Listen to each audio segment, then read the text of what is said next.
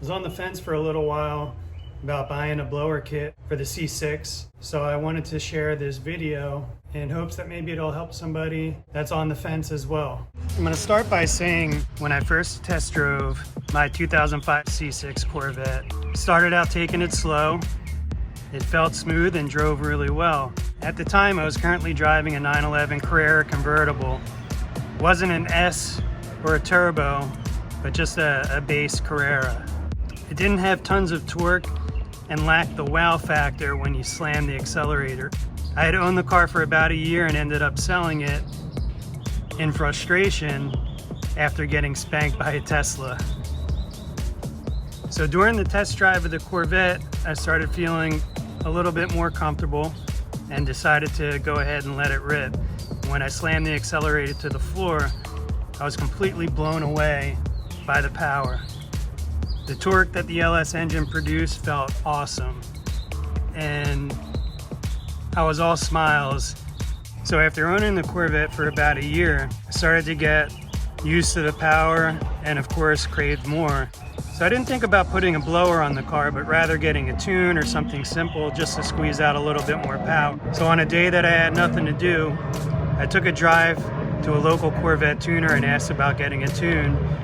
He basically talked me out of it, stating that I would not feel much difference and suggested that I go supercharged. But he insisted that I also add headers as well, so the supercharger is not restricted in any way. So we talked about the Procharger setup, the A&A setup, and the ECS setup. It's funny, when he started talking about cost, it's pretty much when he lost me. I walked in there thinking about possibly getting a tune if it was reasonable, and thinking, you know, it might cost me a few $100 or so. And when he hit me with the price tag for the supercharger and the add-ons between $7,000 and $12,000, depending on what I wanted, he pretty much lost me. That was way out of the realm of what I was considering.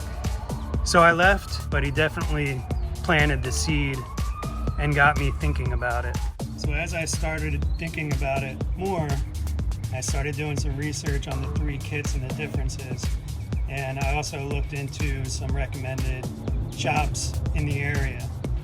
And after much research, I decided that I would most likely go with the A&A kit.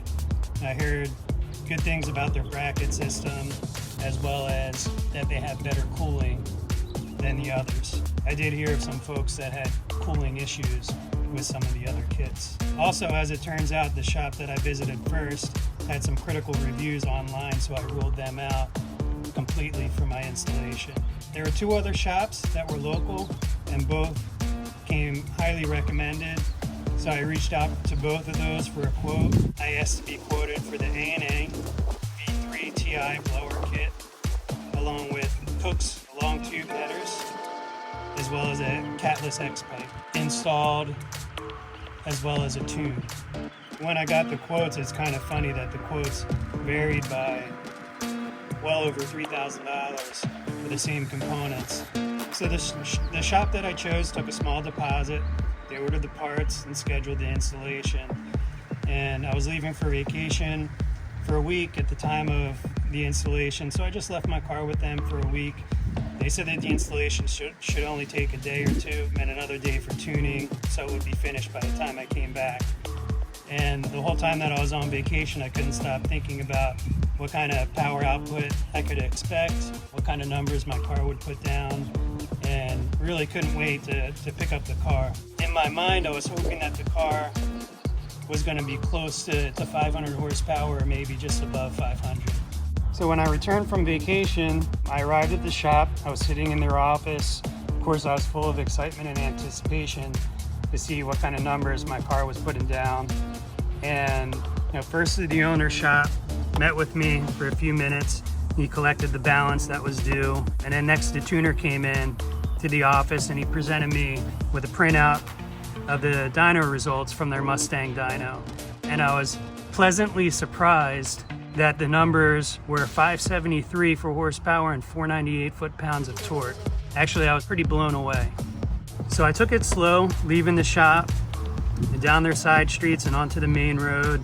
Then I headed to the on-ramp to I-95, the interstate, and I had a clear shot to get on. There wasn't any traffic, which was awesome. It was perfect. So heading up the ramp, I was probably doing about 45 when I stomped on the gas and the car just screamed. Having Nitto Invos on the rear, not a very sticky tire, the rear end kicked out a bit before it straightened up and then took off. Eventually I got rid of the Invos and changed over to some NTO 5Rs. It still breaks loose and the blower kicks in, which is usually around 3,000 RPMs. But still to this day, 5 years after buying the C6, it still keeps me on my toes. It keeps me smiling whenever I stomp on the accelerator. And this is definitely the longest that I've ever owned a car. So I also wanted to talk about what's included with the kit, as well as what's recommended in addition to the kit, and how to change the blower oil, maintenance intervals, and where to purchase the oil. So here's the head unit. So when ordering from A&A, you have a choice of either the SI trim, the TI trim, or the YSI. All available in either V2 or V3. So the difference between V2 and V3 is V2 has an external oil feed, and the V3 is completely self-contained. The SI is basically for stock engines that don't have any modifications.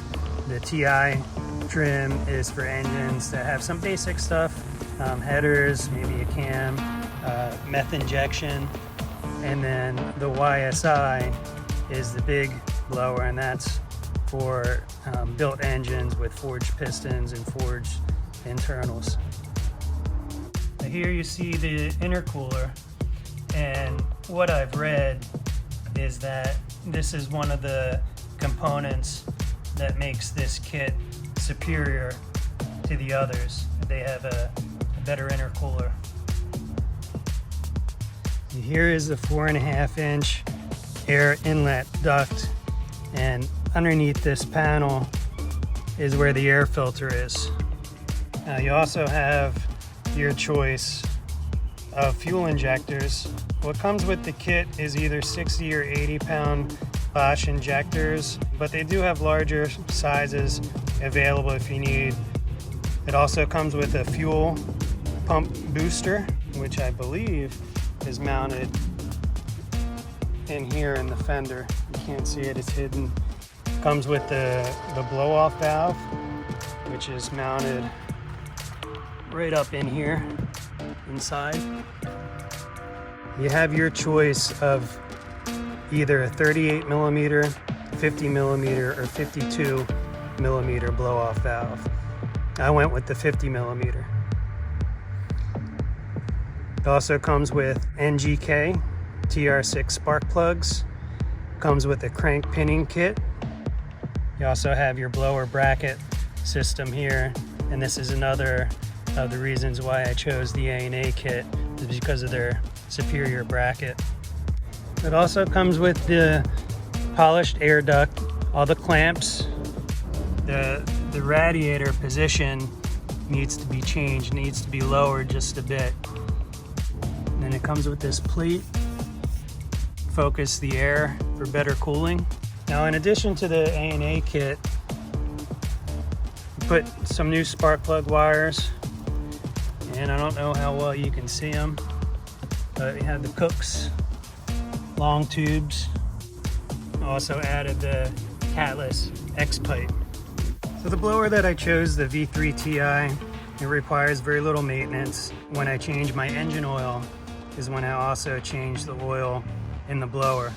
There's an oil drain plug that's mounted to, I believe, to one of my radiator supports underneath, and it's real easy to get to from under the engine when you're changing the oil. It's right down here, but from the bottom. You open the top fill plug right here. Once it's drained, just close it back up underneath and then fill it from the top, and you're done. It really only takes about 10 minutes to change the oil. This is the oil that I use. This is specifically made for Vortech superchargers. So after many years, I haven't had any issues with the A&A blower kit. So if you're watching this video and considering adding a blower to your C6, I highly recommend it.